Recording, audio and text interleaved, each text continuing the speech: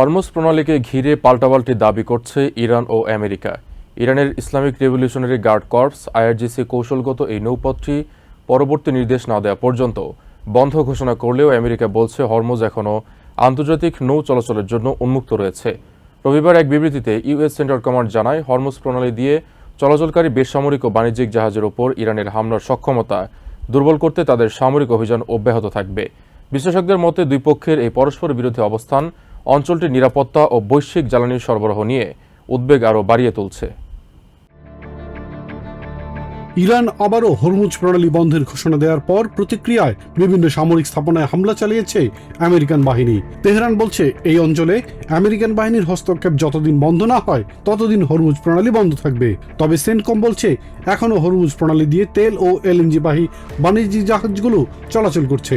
Hormuz প্রণালী খোলা রয়েছে দাবি করেছে আমেরিকান বাহিনীর।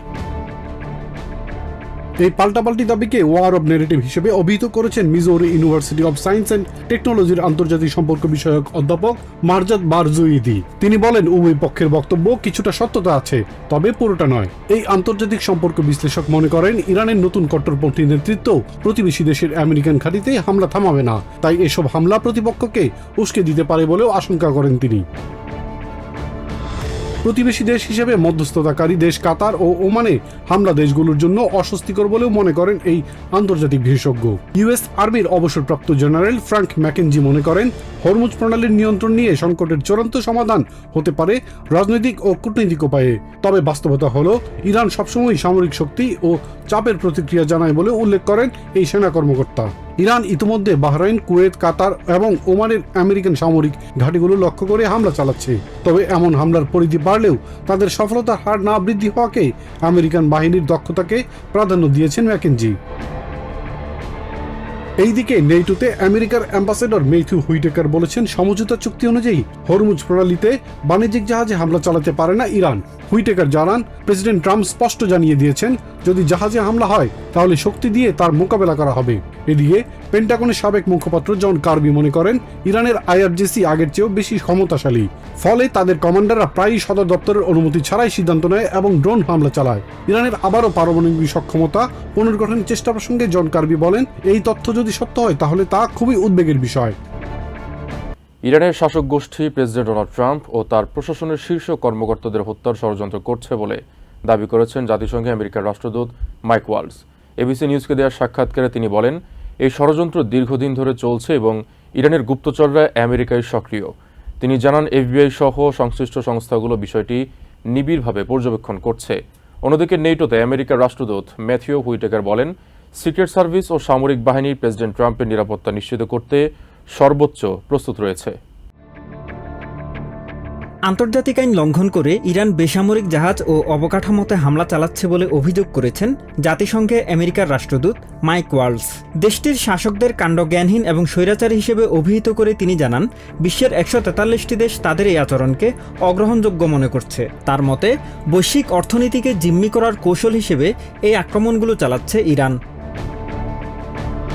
ইরান প্রেসিডেন্ট ট্রাম্পকে হত্যার ষড়যন্ত্র করছে বলেও দাবি করেন ওয়ালস। তিনি জানান, প্রেসিডেন্ট ছাড়াও তার মন্ত্রিসভার যেসব কর্মকর্তা ইরানের জেনারেল কাসেম সোলাইমানিকে হত্যার সাথে জড়িত ছিলেন তাদেরকেও এই ষড়যন্ত্রের লক্ষ্যবস্তু করা হয়েছে। এদিন সিএনএনকে দেয়া সাক্ষাৎকারে ইরানের বর্তমান নেতৃত্বকে অস্থির এবং উন্মাদ হিসেবে উল্লেখ করেন নেটোতে আমেরিকার স্থায়ী প্রতিনিধি ম্যাথিউ হুইটেকার। দেশটি থেকে আসা যে কোনো নিরাপত্তা হুমকির কঠোর জবাব দেওয়া হবে বলেও হুঁশিয়ারি দেন তিনি। ইরানের বিরুদ্ধে প্রেসিডেন্ট ট্রাম্পকে হত্যা চেষ্টার অভিযোগের বিষয়ে তিনি বলেন, এই হুমকি বাস্তব। ফক্স নিউজকে দেয়া আলাদা সাক্ষাৎকারে তিনি জানান, ইরানের এই ষড়যন্ত্র দুঃখজনক হলেও অপ্রত্যাশিত নয়। তবে হুইটেকার জোর দিয়ে বলেন, প্রেসিডেন্ট ট্রাম্পকে হত্যার ষড়যন্ত্র কখনোই সফল হবে না। এছাড়া ইরানের বিষয়ে নেটো মিত্ররা আগের চেয়ে সক্রিয় হচ্ছে বলেও জানান তিনি। আমেরিকাকে বিশ্বের একমাত্র প্রতিদ্বন্দ্বিতাহীন পরাশক্তি উল্লেখ করে হুইটেকার বলেন, নেটোর যেসব মিত্র ইরানের বিরুদ্ধে সামরিক পদক্ষেপের বিরোধিতা করেছিল তারাও প্রেসিডেন্ট ট্রাম্পের শক্তির মাধ্যমে শান্তি প্রতিষ্ঠার নীতিতে একমত হয়েছে। নিউ ইয়র্ক টাইমসের কয়েকজন সাংবাদিককে তলব করার ঘটনায় দেশের সংবাদ মাধ্যমের স্বাধীনতা নিয়ে নতুন বিতর্ক শুরু হয়েছে। প্রেসিডেন্ট ডোনাল্ড ট্রাম্পের নতুন এয়ারফোর্স ওয়ানের নিরাপত্তা নিয়ে প্রকাশিত প্রতিবেদনের জেরে নেয়া এই পদক্ষেপ ঘিরে রাজনীতিবিদ এবং বিশ্লেষকরা তীব্র প্রতিক্রিয়া জানিয়েছেন। তারা অভিযোগ করেছেন, জাতীয় নিরাপত্তার আড়ালে সাংবাদিকদের ভয় দেখানো হলে তা শুধু গণমাধ্যমের স্বাধীনতার জন্যই নয়, গণতান্ত্রিক প্রতিষ্ঠানগুলোর জন্য উদ্বেগের কারণ হয়ে দাঁড়াতে পারে। ডেমোক্রেটিক কংগ্রেসম্যান জিম হাইমস বলেন, সাংবাদিকদের বিরুদ্ধে সরকারি ক্ষমতা ব্যবহার করা দেশের গণতন্ত্রের মৌলিক নীতির সঙ্গে সাংঘর্ষিক। তার ভাষ্য, আইনি সুযোগ থাকলেও দেশের প্রায় সব নেতা সাংবাদিকদের তলব করা থেকে বিরত থেকেছেন, কারণ স্বাধীন সংবাদ মাধ্যম গণতন্ত্রের অন্যতম ভিত্তি। তিনি আরো বলেন, সরকারের পছন্দ নয় এমন প্রতিবেদন প্রকাশকারীদের বিরুদ্ধে রাষ্ট্রীয় ক্ষমতা ব্যবহার করা উচিত নয়। এদিকে রাজনৈতিক বিশ্লেষক মলি জং ফাস্ট বলেন, তদন্ত পরিচালনার যে পদ্ধতির কথা প্রকাশ্যে এসেছে তা দীর্ঘদিনের প্রশাসনিক রীতি থেকে স্পষ্ট বিচ্যুতি। তার মতে, এ ধরনের পদক্ষেপ সংবাদ মাধ্যমের উপর চাপ সৃষ্টি করতে পারে এবং সাংবাদিকদের ভয় দেখানোর প্রচেষ্টা হিসেবে ব্যাখ্যা করা হতে পারে। তিনি আরো বলেন, বড় সংবাদ মাধ্যম নিজেদের আইনি সুরক্ষা নিশ্চিত করতে পারলেও ছোট সংবাদ মাধ্যমগুলো এমন পরিস্থিতিতে বেশি ঝুঁকিতে পড়তে পারে। বিশ্লেষক হেইস ব্রাউন বলেন, ওয়াটারগেট কেলেঙ্কারির পর জাস্টিস ডিপার্টমেন্ট ও হোয়াইট হাউসের মধ্যে যে প্রাতিষ্ঠানিক দূরত্ব গড়ে তোলা হয়, সাম্প্রতিক ঘটনাগুলো তা নিয়ে নতুন প্রশ্ন তুলছে। তার মতে, যদি কোনো তদন্ত রাজনৈতিক অসন্তোষের কারণে পরিচালিত হয়, তাহলে ভবিষ্যতে যে কোনো প্রশাসন একই নজির ব্যবহার করতে পারে। হোয়াইট হাউসের সাবেক কমিউনিকেশনস ডিরেক্টর স্টেফানি গ্রিশাম বলেন, তার অভিজ্ঞতায় প্রেসিডেন্ট ট্রাম্প প্রায়ই নিজের ভাবমূর্তি নিয়ে অত্যন্ত সংবেদনশীল থাকেন। তিনি আরও অভিযোগ করেন, মত প্রকাশের স্বাধীনতার উপর চাপ সৃষ্টি করা কর্তৃত্ববাদী শাসনের একটি পরিচিত বৈশিষ্ট্য। হেইস ব্রাউন বলেন, সরকার যদি শুরু থেকেই নতুন উড়োজাহাজের প্রযুক্তিগত সীমাবদ্ধতা সম্পর্কে স্বচ্ছ ব্যাখ্যা দিত, তাহলে এত বিতর্কের জন্ম না হতে পারত। সাউথ ক্যারোলাইনার দীর্ঘদিনের রিপাবলিকান সেনেটর ও প্রেসিডেন্ট ট্রাম্পের ঘনিষ্ঠ মিত্র লিন্ডসে গ্রাহাম মারা গেছেন। শনিবার রাতে হঠাৎ অসুস্থ হয়ে মারা যান তিনি। রবিবার তার কার্যালয় এক বিবৃতিতে এই তথ্য নিশ্চিত করেছে। গ্রাহামের বয়স হয়েছিল ৭১ বছর। প্রেসিডেন্ট ডোনাল্ড ট্রাম্প গভীর শোক জানিয়ে সামাজিক মাধ্যমে লিখেছেন, লিন্ডসে গ্রাহাম তার দেখা অন্যতম মহান ব্যক্তি এবং একজন সত্যিকারের দেশপ্রেমিক ছিলেন। তার মৃত্যুতে প্রেসিডেন্ট ট্রাম্পের নির্দেশে হোয়াইট হাউস ও তার আশপাশের সরকারি ভবনে জাতীয় পতাকা অর্ধনমিত রাখা হয়। ইউক্রেন সফর থেকে ফেরার একদিন পরই ক্যাপিটল হিলে হঠাৎই অসুস্থ হয়ে পড়েন প্রভাবশালী রিপাবলিকান সেনেটর লিন্ডসে গ্রাহাম। শনিবার রাতে কার্ডিয়াক অ্যারেস্টের কারণে তার বাসায় জরুরি চিকিৎসাকর্মী ডাকা হয়েছিল বলেও জানিয়েছে তার অফিস। এনবিসি নিউজকে টেলিফোনে দেয়া এক সাক্ষাৎকারে প্রেসিডেন্ট ট্রাম্প বলেন, শনিবারও গ্রাহামের সাথে কথা হয়েছে। রাত ১টার দিকে নিজের ঘনিষ্ঠ এই মিত্রের মৃত্যুর খবর শুনে বিশ্বাস করতে পারছিলেন না বলেও জানান তিনি। আগামী মধ্যবর্তী নির্বাচনে পুনরায় প্রতিদ্বন্দ্বিতার জন্য গ্রাহামকে সমর্থন জানিয়েছিলেন বলেও জানান ট্রাম্প। সহকর্মীর আকস্মিক মৃত্যুতে আবেগপ্রবণ হয়ে পড়েন রিপাবলিকান সেনেটর টিম স্কট। তিনি বলেন, দেশ একজন সত্যিকার নেতাকে হারিয়েছে, এই শূন্যস্থান পূরণ হওয়ার নয়। ইউক্রেনের প্রতি গ্রাহামের অবিচল সমর্থন এবং তার শক্তিশালী পররাষ্ট্রনীতির কথা উল্লেখ করেন স্কট। গ্রাহামকে অনন্য ব্যক্তিত্ব হিসেবে অভিহিত করে ডেমোক্রেটিক সেনেটর অ্যাডাম শিফ বলেন, রাজনৈতিক মতভিন্নতা থাকা সত্ত্বেও সবার সঙ্গে সুসম্পর্ক বজায় রাখতে পারতেন তিনি। শিফ জানান, প্রেসিডেন্ট ট্রাম্পের চিন্তাভাবনা কেমন বা কোনো বিষয়ে তার সিদ্ধান্ত কিভাবে পরিবর্তিত হতে পারে তা জানতে সেনেটর সবাই গ্রাহামের কাছে যেতেন। গ্রাহামকে নিজের মেন্টর উল্লেখ করে রিপাবলিকান কংগ্রেসম্যান মাইকেল মেককাল জানান, প্রয়াত এই সেনেটরের সম্মানে তার তৈরি করা রাশিয়ার উপর একটি কঠোর নিষেধাজ্ঞা বিল পাশের উদ্যোগ নেওয়া হবে। 2002 সালে সাউথ ক্যারোলাইনা থেকে সেনেটর নির্বাচিত হওয়ার পর থেকে টানা দায়িত্ব পালন করে গেছেন তিনি। 2003 সালে ইরাকে আমেরিকান অভিযানের শক্তিশালী সমর্থক ছিলেন লিন্ডসে গ্রাহাম। পাশাপাশি ইরানের বিরুদ্ধে সামরিক ব্যবস্থা নিতেও দীর্ঘদিন ধরে জোর দিয়ে আসছিলেন তিনি। 2016 সালের প্রেসিডেন্ট নির্বাচনে রিপাবলিকান পার্টির মনোনয়ন পেতে লড়াইয়ে নেমেছিলেন লিন্ডসে গ্রাহাম। তবে রিপাবলিকান প্রাইমারি শুরুর আগেই সরে দাঁড়ান তিনি। ওই সময় তিনি ডোনাল্ড ট্রাম্পের কড়া সমালোচক ছিলেন। তবে পরে সেনেটে তিনি ট্রাম্পের অন্যতম কট্টর মিত্রে পরিণত হন।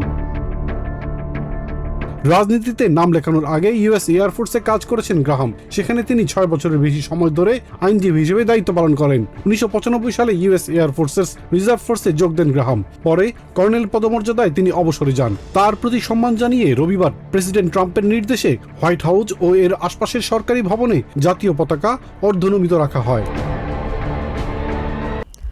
অ্যাক্টিং অ্যাটর্নি জেনারেল টড ব্ল্যাঞ্চকে স্থায়ীভাবে নিয়োগ দেয়া দেশের জন্য বিপজ্জনক হবে বলে সতর্ক করেছেন জাস্টিস ডিপার্টমেন্টের কয়েকজন সাবেক কর্মকর্তা। সাবেক ডিওজে কর্মকর্তা স্টেইসি ইয়াং মনে করেন, ব্ল্যাঞ্চ কখনোই ট্রাম্পের ব্যক্তিগত আইনজীবীর ভূমিকা থেকে বেরিয়ে আসতে পারেননি। সাবেক ইউএস অ্যাটর্নি জয়েস ভ্যান্স অভিযোগ করেন, ব্ল্যাঞ্চ জাস্টিস ডিপার্টমেন্টকে রাজনৈতিক স্বার্থ হাসিলের হাতিয়ারে পরিণত করেছেন। অ্যাটর্নি জেনারেল হিসেবে টড ব্ল্যাঞ্চের মনোনয়ন নিয়ে নতুন করে বিতর্কের সৃষ্টি হয়েছে। সম্প্রতি তার মনোনয়নের বিরোধিতা করে সিনেটের কাছে খোলা চিঠি দিয়েছেন জাস্টিস ডিপার্টমেন্টের সাবেক কর্মকর্তারা। চিঠিতে 1200-র বেশি প্রাক্তন ডিওজে কর্মকর্তা টড ব্ল্যাঞ্চের মনোনয়নে সমর্থন না দিতে জোরালো আহ্বান জানিয়েছেন। প্রেসিডেন্ট ডোনাল্ড ট্রাম্পের সাবেক এই আইনজীবীর 88তম অ্যাটর্নি জেনারেল হিসেবে নিয়োগ নিশ্চিত করতে সিনেটে শিগগির শুনানি শুরু হওয়ার কথা রয়েছে। বিশ্লেষকরা বলছেন, এই মনোনয়ন নিয়ে কয়েকজন রিপাবলিকান সেনেটরের সংশয় থাকায় শুনানিতে তাকে কঠিন পরিস্থিতির মুখোমুখি হতে হবে। ব্ল্যাঞ্চের বর্তমান কর্মকাণ্ড নিয়ে প্রশ্ন তুলে তার নিয়োগের বিষয়ে উদ্বেগ জানিয়েছেন সাবেক ফেডারেল প্রসিকিউটর অ্যাঙ্কুশ খারদরি। তার দাবি, দায়িত্ব পাওয়ার পর থেকেই ব্ল্যাঞ্চ পক্ষপাতদুষ্ট এবং আক্রমণাত্মক আচরণ করছেন। সাবেক ইউএস অ্যাটর্নি জয়েস ভ্যান্স বলেন, ব্ল্যাঞ্চের অ্যাটর্নি জেনারেল হওয়ার কোনো নৈতিক বা পেশাগত যোগ্যতা নেই।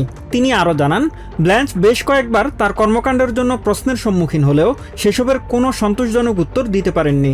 ডিওজের সাবেক কর্মকর্তা স্টেইসি ইয়ং মনে করেন, দায়িত্ব পালনের ক্ষেত্রে ব্ল্যাঞ্চ সংবিধানের পরিবর্তে ট্রাম্পের প্রতি আনুগত্য দেখাচ্ছেন।